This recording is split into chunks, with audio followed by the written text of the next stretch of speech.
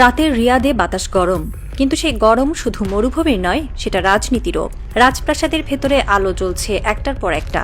গোল টেবিলের চারপাশে বসে আছে সৌদি সামরিক নেতৃত্ব। তাদের মধ্যে আছেন প্রিন্স খালিদ বিন সালমান, রাজপরিবারের তরুণ কিন্তু ভয়ঙ্কর উচ্চাকাঙ্ক্ষী সদস্য।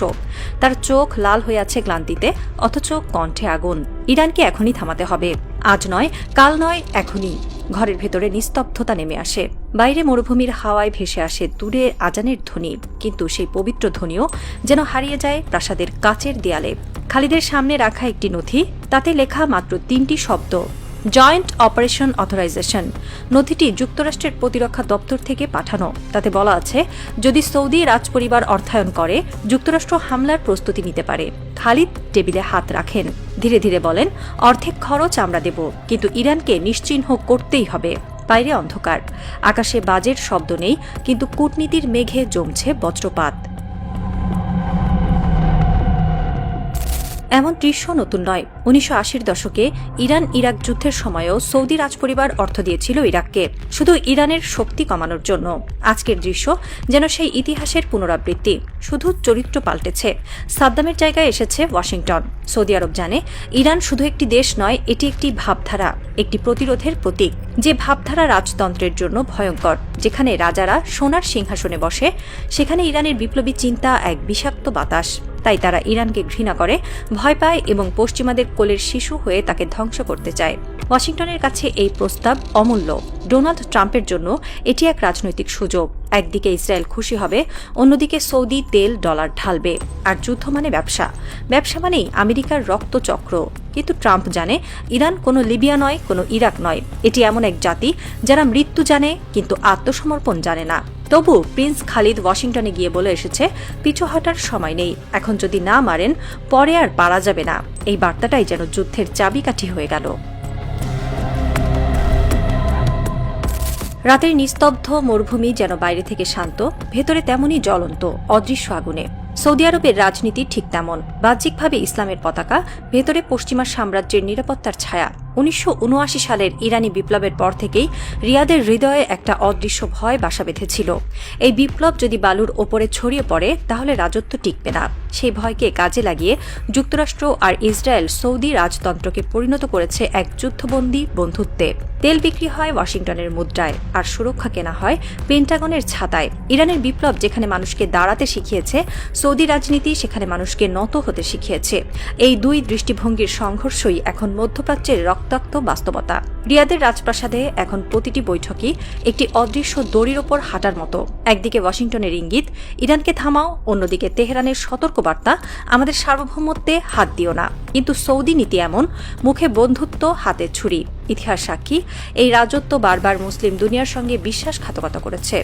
১৯৬৭ সালের ৬ দিনের যুদ্ধে যখন মিশর ও সিরিয়া ইসরায়েলের বিরুদ্ধে প্রাণপণ লড়ছিল, সৌদি আরব তখন চুপ করে বসেছিল পশ্চিমা দূতাবাসের বারান্দায়। তাদের বিমানে ইসরায়েলের বোমা পড়েনি, কারণ তাদের তেলই ছিল সেই যুদ্ধের জ্বালানি। আজও সেই ইতিহাস বদলায়নি। ২০২৬ সালের এই নতুন সংকটে রিয়াদ আবার আগুন জ্বালাচ্ছে, তবে এবার তা পারস্যের সীমান্তে। প্রিন্স খালিদ বিন সালমানের ওয়াশিংটন সফর এই শতকের সবচেয়ে বিপজ্জনক বার্তাগুলোর একটি। তিনি যুক্তরাষ্ট্রকে বলেছিলেন, ইরানে এখনই হামলা করতে হবে, দেরি মানে বিপদ, আমরা যুদ্ধের অর্ধেক খরচও দেব। এই এক বাক্যে প্রকাশ পেয়েছে সেই রাজকীয় মানসিকতা। টাকা আছে, মর্যাদা নেই।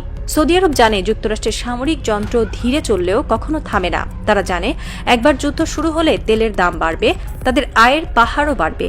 কিন্তু রাজারা ভুলে যায়, যুদ্ধের আগুন তেল চেনে না, কেবল পুড়িয়ে দেয়। রিয়াদে তারা এখন মুখে বলছে, আমরা নিরপেক্ষ, কিন্তু গোপনে আমেরিকার গোয়েন্দাদের দিয়েছে মরুভূমির মানচিত্র, ঘাঁটির কোঅর্ডিনেট, এমনকি ফুয়েল রুটের নিরাপদ পথ।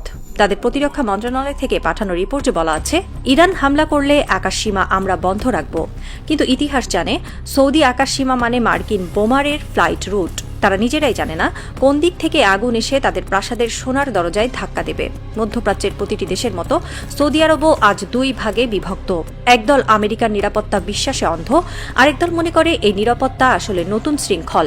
মক্কার মিনার থেকে রিয়াদের প্রাসাদ পর্যন্ত যে নিরাপত্তা ঝুলে আছে তা শান্তির নয়, তা এক অজানা ভয়, যে ভয় একদিন বিস্ফোরিত হবে বোমার চেয়েও প্রবল শব্দে। ইরান বুঝে গেছে এই মরুভূমির মিত্ররা সময়ের সঙ্গে সঙ্গে বালুর দানার মতো বদলায়। তারা জানে আজ যারা হাসছে কাল তারাই বিশ্বাসঘাতক হবে। তাই ইরান তাদের নীতিতে রেখেছে এক প্রাচ্যবাদী বাস্তবতা। প্রতিরোধের শত্রু নেই, শুধু সুযোগ আছে। অর্থাৎ কেউ হামলা করলে উত্তর দেওয়া হবে, না করলে পাশে রাখা হবে, যতদিন না সেই পাশে থেকেও কেউ পেছন থেকে ছুরি চালায়। ইরানের গোয়েন্দা বিভাগ ইতিমধ্যে শনাক্ত করেছে সৌদি সীমান্ত ঘেঁষে 3টি নতুন রাডার স্টেশন। এসব রাডার মার্কিন নেটওয়ার্কে যুক্ত, যেখানে প্রতিটি ড্রোনের গতিপথ রিয়েল টাইমে পেন্টাগনের সার্ভারে পাঠানো হয়। অর্থাৎ সৌদি আকাশ এখন শুধু সৌদিদের নয়, আমেরিকানদেরও। এই নিয়ন্ত্রণই একদিন তাদের পতনের সূচনা করবে। তেলের শক্তিতে গড়া এই রাজত্ব নিজের অস্তিত্ব টিকিয়ে রেখেছে অন্যের বর্মে। কিন্তু ইতিহাসের নিয়ম হল, যে রাজত্ব নিজের আকাশ অন্যকে ধার দেয়, সেই আকাশই একদিন তাদের ওপর আগুন ঝরায়। আজকের সৌদি নীতি সেই প্রাচীন বিশ্বাসঘাতকতার ধারাবাহিকতা। কোনো প্রজন্মের মুখ বদলায়, কিন্তু রাজনীতি থাকে একই, বালুর ওপর দাঁড়িয়ে সোনার প্রাসাদ বানানো, যার নিচে আগুন ধীরে ধীরে জ্বলে। ইরানের কূটনৈতিক সূত্র বলছে, তারা বহুবার সৌদিকে সতর্ক করেছে, যদি তোমরা নিরপেক্ষ থাকো তোমাদের ভূমিতে হামলা হবে না। কিন্তু রিয়াদ সেই সুযোগ হারাচ্ছে নিজের হাতে। কারণ রাজারা ভয় পায় জনগণকে, আর জনগণ ভয় পায় সত্যকে। এই ভয়ই তাদের সিংহাসনের ভিত্তি, আর সেই ভিত্তি আজ নড়ছে আমেরিকান বুটের নিচে। মধ্যপ্রাচ্যের আকাশে এখন শুধু ড্রোন নয়, ঘুরছে সন্দেহ, ভয় আর হিসাবের ছায়া। যে মরুভূমি একসময় নবীজির পদচিহ্নে পবিত্র হয়েছিল, আজ সেখানে ট্যাঙ্কের চাকা ঘোরে, আর রাজারা সেজে ওঠে সাম্রাজ্যের ম্যানেজার। যুদ্ধের প্রহরীরা জানে আগুনের নিচে বালু টেকে না, কিন্তু সৌদি রাজনীতি সেই আগুনকেই প্রার্থনা করছে যেন ইরান পুড়ে যায়, আর তার আলোয় রাজপ্রাসাদের সোনার গম্বুজ ঝলমল করে। তারা ভুলে গেছে এই আগুন একদিন ফিরে আসবে, তাদের নিজেদের গালফের বাতাসে ভেসে, যেখানে বালু আর রক্ত একাকার হয়ে যাবে। ইতিহাসের বালুঘড়ি কিন্তু আবার উল্টো ঘুরছে। যখনই রাজারা সাম্রাজ্যের জন্য যুদ্ধ চায়, তখনই মরুভূমি রাজাদের কবর বানায়। একসময় সৌদি আরব, পাকিস্তান ও তুরস্ক মিলে গড়েছিল এক স্বপ্ন, ইসলামিক ন্যাটো। ধারণা ছিল এই জোট মুসলিম বিশ্বের রক্ষা কবচ হবে, কিন্তু বাস্তবে এটা হয়ে গেল রাজতন্ত্র রক্ষার অস্ত্র। তুরস্ক বুঝে ফেলেছে এই জোটের লক্ষ্য মুসলমান নয়, লক্ষ্য হলো সেই রাষ্ট্রগুলোকে চুপ করিয়ে দেওয়া যারা পশ্চিমাদের বিরুদ্ধে কথা বলে। সেই কারণেই প্রেসিডেন্ট এরদোয়ান এক ঘোষণায় জানালেন, আমরা কোনো রাজতান্ত্রিক সামরিক জোটে যোগ দেব না। এই ঘোষণাই যেন পুরো রিয়াদে ভূমিকম্প ঘটিয়ে দিল। তুরস্ক জানে, যদি সৌদি যুক্তরাষ্ট্র মিলে ইরানের বিরুদ্ধে যায়, তাহলে পরের টার্গেট হবে তুরস্কই। কারণ ন্যাটো এখন ইসলামী ঐক্যের চেয়ে অনেক বেশি পশ্চিমা বাণিজ্যের ক্রীড়ানৌ। তুরস্কের এই সিদ্ধান্তের মানে একটাই, মধ্যপ্রাচ্যের নতুন ভারসাম্য তৈরি হচ্ছে, যেখানে সৌদি একা, ইরান আগুন আর তুরস্ক নিজের পথে। তেহরানে তখন উত্তেজনা তুঙ্গে।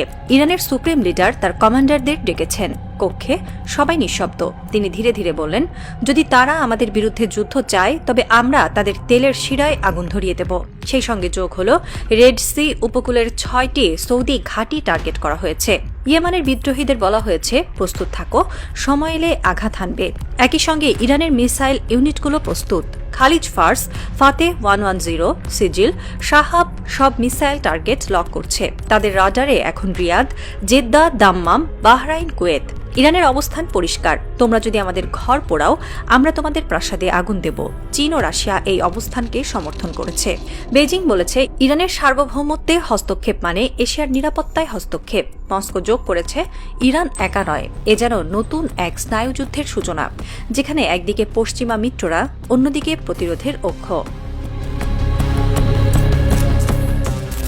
যুদ্ধ মানে কেবল বন্দুক নয়, অর্থনীতিরও রণক্ষেত্র।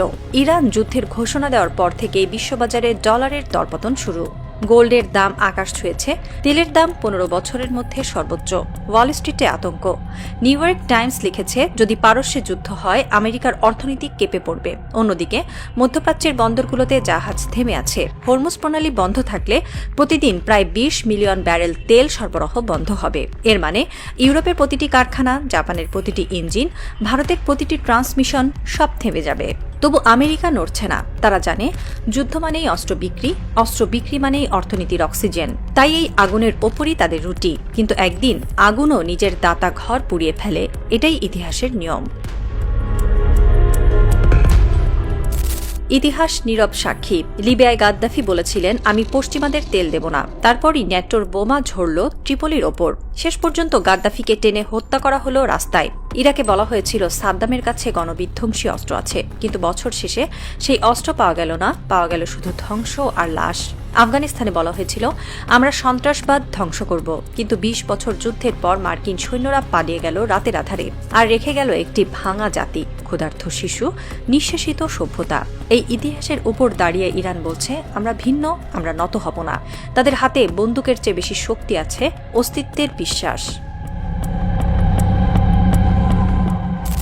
ভোরের আলো ফোটে, রিয়াদের রাজপ্রাসাদ নিস্তব্ধ, বালুর ওপর ছড়িয়ে আছে ধোঁয়া, আর বাতাসে ভাসছে জ্বলন্ত তেলের গন্ধ। এক বৃদ্ধ সাংবাদিক তার নোটবুকে লিখেছেন, এই যুদ্ধ কে জিতল কে হারল তা ইতিহাস বলবে না, ইতিহাস শুধু মনে রাখবে একসময় মুসলিম বিশ্বের হৃদয়ে আগুন জ্বালানো হয়েছিল নিজেদের হাতেই। তেহরানে তখন আজানের ধ্বনি উঠছে, এক শিশু জানালা দিয়ে আকাশের দিকে তাকিয়ে আছে, তার চোখে প্রতিফলিত হচ্ছে রক্তরঙা সূর্য। মা এসে তাকে জড়িয়ে ধরলেন, বললেন, এই সূর্য আগুনের নয়, প্রতিরোধের। পৃথিবীর কোথাও কোনো রাজা হয়তো নতুন ষড়যন্ত্র আটছে, কিন্তু মরুভূমির বালুর নিচে আজও প্রতিধ্বনি শোনা যায়, আমরা মরে যাব কিন্তু মাথা নত করব না। সৌদি আরবের মুখোশ খুলে গেছে, পশ্চিমাদের দ্বিচারিতা উন্মোচিত হয়েছে, আর ইরানের প্রতিরোধ আজ এক প্রতীকে পরিণত। রাত নামছে ধীরে ধীরে, মরুভূমির ওপর ঠান্ডা হাওয়া বইছে। একটি মসজিদের মিনার থেকে আবার আজান ভেসে আসছে, আল্লাহু আকবার।